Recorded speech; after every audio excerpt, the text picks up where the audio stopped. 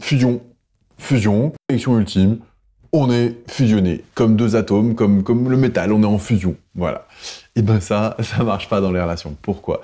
Parce qu'on perd quelque chose d'essentiel, on perd son individualité. Nous sommes des individus à part entière, nous sommes deux personnes différentes, distinctes, qui choisissons de vivre une aventure commune. On n'est pas en train de chercher à fusionner avec l'autre lorsqu'on est dans un couple qui n'est pas dramatique.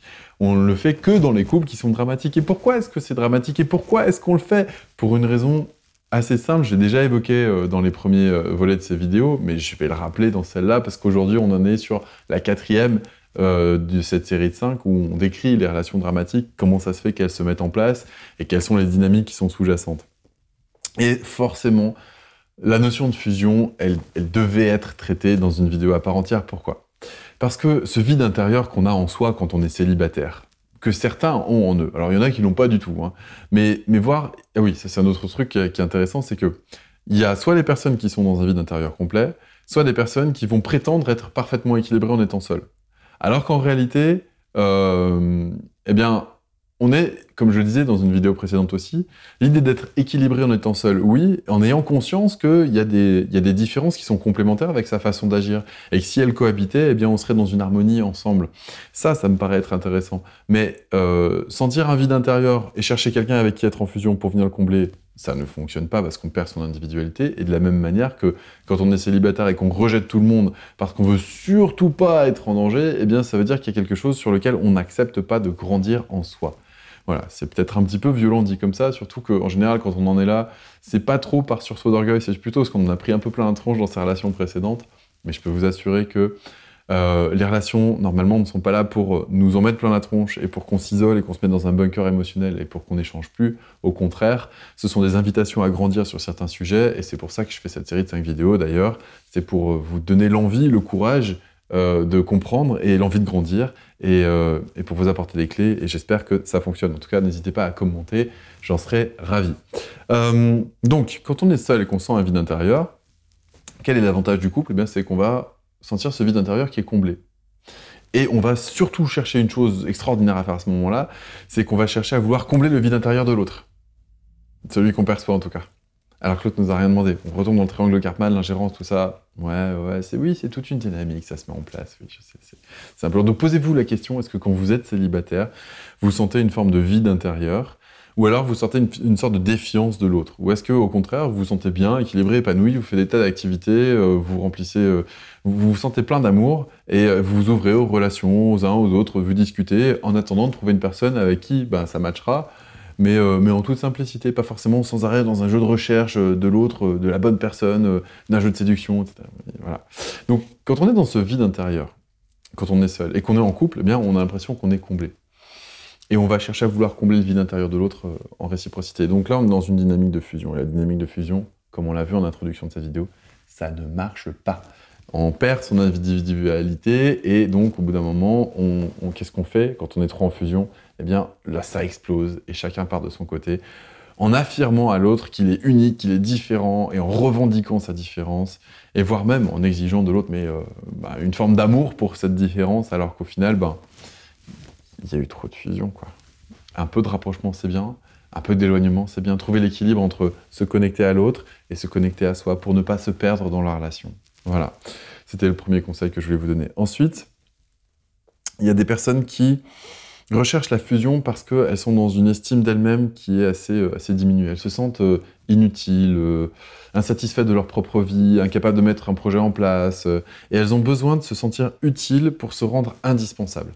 Parce que si l'autre a besoin de moi pour agir, eh bien je vais lui proposer toutes mes solutions toutes faites, et comme ça, l'autre sera obligé de passer par moi, si elle veut vivre ce que je lui propose. Donc je serai indispensable à la relation, et en me rendant indispensable à la relation, je garantis la relation. Et donc, moi, je suis content parce que j'aurai toujours ma relation et je serai dépendant affectif et tout ira bien. On traitera la dépendance affective dans la prochaine vidéo. Mais voilà, cette estime de soi, cette valeur intérieure qu'on ne sent pas, cette sensation de ne pas valoir la peine, de ne pas être assez, d'avoir une force énorme dans les mains qu'on pourrait mettre au service de quelque chose, eh bien c'est quelque chose qu'on va pouvoir faire dans un couple. Mais à ce moment-là, on va vouloir être en couple fusion parce que si jamais, encore une fois, quand on se sent seul, on est dans ce déséquilibre-là, eh ben, on va pas vouloir être seul. Donc on va faire en sorte, au maximum, d'être en fusion avec l'autre et de se rendre indispensable. Et ça donne des situations qui sont complètement paradoxales, parce que quand on aime quelqu'un, on souhaite quoi? On souhaite son bonheur, ouais. Mais quand on est dans cette recherche de fusion, et que l'autre vit un bonheur sans nous, à ce moment-là, on va lui en vouloir.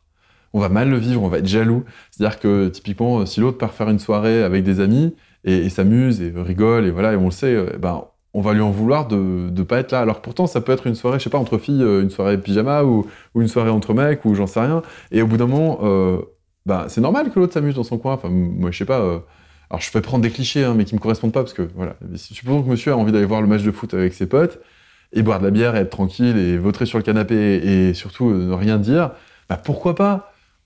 Est-ce que pour autant madame est obligée d'être là? Bah non, pas forcément. Et donc, bah, il a le droit d'être heureux de faire ça, vraiment de s'éclater, d'être le plus heureux du monde.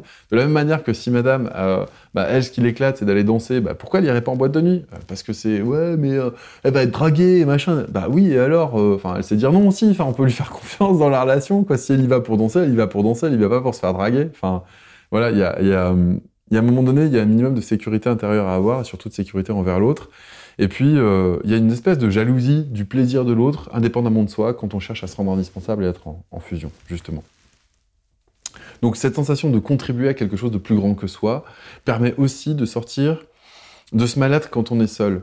C'est le côté un petit peu nombril. C'est-à-dire que si je regarde mon nombril en permanence, si je me dis « ouais, je vais pas bien, je suis pas heureux, j'ai pas accompli ceci, il me manque cela, il me manque quelque chose », et qu'on focalise sur tout ce qui nous manque pour être heureux et bien dans la vie, et bien au bout d'un moment, cette focalisation sur soi, sur son petit moi qui est pas heureux, et ben si on a quelqu'un d'autre à qui faire attention, dont on va pouvoir prendre soin, eh bien on va pouvoir contribuer, et ça va nous détourner de notre regard sur notre mal-être intérieur, on va contribuer à l'autre, on va vouloir faire notre maximum pour que l'autre soit heureux ou heureuse, et donc on a l'impression de se détacher de ce qui nous faisait souffrir, c'est-à-dire notre propre nombril. Mais l'autre n'a pas forcément besoin de cette contribution à outrance, ou en tout cas, si elle est faite sous une dynamique de sacrifice pour absolument être en fusion, donc soit on s'oublie, mais on va vite faire tout ce qu'il faut pour être en fusion avec l'autre, là, il y a un problème, parce qu'on n'est pas en train de chercher un accord, on est en train de chercher à se fondre dans l'autre pour s'oublier soi. Donc ça, c'est une des autres dynamiques qui peut amener à la fusion. Quand on est dans une logique de fusion, ça donne deux choses qui sont problématiques. Ça donne une dynamique de « fuis-moi, je te suis-moi, je te fuis », peut-être que vous connaissez ça. En gros, hein, pour moi, c'est un petit peu un élastique. Imaginez qu'il y a moi, il y a l'autre, enfin, ou il y a vous, pardon, et votre partenaire, c'est plus simple comme ça. Et il y a comme un élastique entre les deux. Si on s'éloigne, au bout d'un moment, on va se rapprocher. Et donc, ça va être une danse de rapprochement comme ça, de rapprochement, éloignement, rapprochement, éloignement. Il n'y a pas que ça qui fonctionne sur le rapprochement et l'éloignement, si vous voyez ce que je veux dire. Donc, en effet, ce rapprochement et l'éloignement, normalement, c'est une dynamique qui fonctionne. Mais quand on est dans une dynamique de fusion, c'est-à-dire de peur de perdre l'autre, sachant que l'autre ne nous appartient pas, eh ben, qu'est-ce qui va se passer? Dès que l'autre va s'éloigner, on va vouloir se rapprocher. Et donc, en fait, lui, il va fuir, moi, je vais suivre, et réciproquement, c'est-à-dire que moi, je vais fuir et lui, il va suivre. Parce qu'au bout d'un moment, j'en ai marre de courir après, donc qu'est-ce que je vais faire? Je vais me détourner, je vais partir par là-bas, et l'autre, bah, ah bah non, reviens. Et puis au bout d'un moment, il se lasse de revenir, donc qu'est-ce qu'il fait? Hop, il se tourne, et puis il se barre, et puis moi, à ce moment, je fais, ah, il me court plus après, ah bah non, ah, et voilà. Et donc, on rentre dans cette dynamique dramatique de suis-moi, je te fuis, fuis-moi, je te suis. Et puis, il y a autre chose aussi qui peut mettre cette recherche de fusion en place, c'est un peu plus complexe, mais je pense que ça peut être facilement appréhendable dans cette vidéo, c'est cette dynamique du besoin de drame pour se sentir vivant. Qu'est-ce que j'entends par là?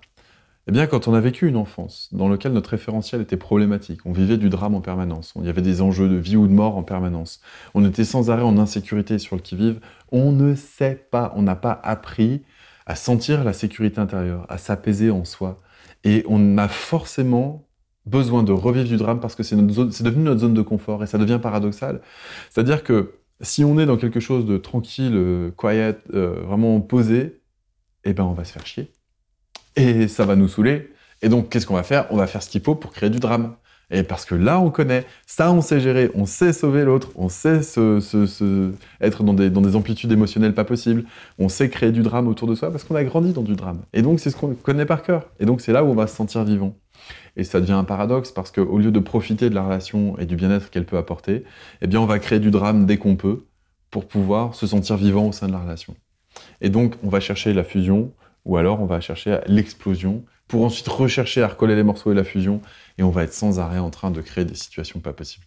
Donc voilà, je ne sais pas si ça vous parle, moi c'est ce que j'ai vécu personnellement pendant longtemps, c'est ce que j'observe, je sais beaucoup de gens que je coach aussi, des relations comme ça donne des relations où les gens se séparent, disent « je veux plus jamais entendre parler de toi », et puis au bout de 2 jours, ils en peuvent plus, il faut absolument qu'ils prennent des nouvelles, ils sont dépendants, ils passent un coup de fil, ils font des kilomètres pas possibles pour s'écarter, pour s'éloigner, puis après ils refont les mêmes kilomètres pour se rejoindre, et quand ils se rejoignent, c'est trop bien parce qu'ils ont cette sensation de fusion à nouveau, et donc ils ont eu leur dose, et ils se sentent dépassés d'eux-mêmes, et ils ont l'impression d'être enfin aimés, et que du coup tout est possible, qu'ils vont obtenir ce qu'ils veulent, et puis au bout de quelques temps, en fait, ça dysfonctionne à nouveau, il y a de nouveau l'éclatement, et bref, c'est infernal, ça fait des amplitudes pas possibles de rapprochement. En fait, c'est un petit peu comme cet élastique dont je parlais tout à l'heure, sauf que ça donne des amplitudes folles, et puis au bout d'un moment, on s'épuise, quoi. Au bout d'un moment, on n'a plus d'énergie. Et puis je peux vous assurer que la relation harmonieuse, c'est pas comme ça que ça marche. Une relation harmonieuse, ça fonctionne sur le respect de l'autre et sur son besoin de distance, et sans forcément avoir cette recherche de fusion, mais plutôt une recherche d'harmonie. Et ça, c'est pas du tout la même chose. Alors, si jamais vous vous retrouvez dans cette description des relations amoureuses, n'hésitez pas à consulter les ressources qui sont sur mon site ou éventuellement à me demander un coaching. C'est pas forcément grand-chose. Quand on comprend d'où ça vient, quand on comprend les mécanismes, en 2-3 séances, en général, on arrive à réajuster tout ça. Et en tout cas, avoir les outils pour faire en sorte de détecter à chaque fois qu'on est dans ce comportement-là pour pouvoir s'en sortir.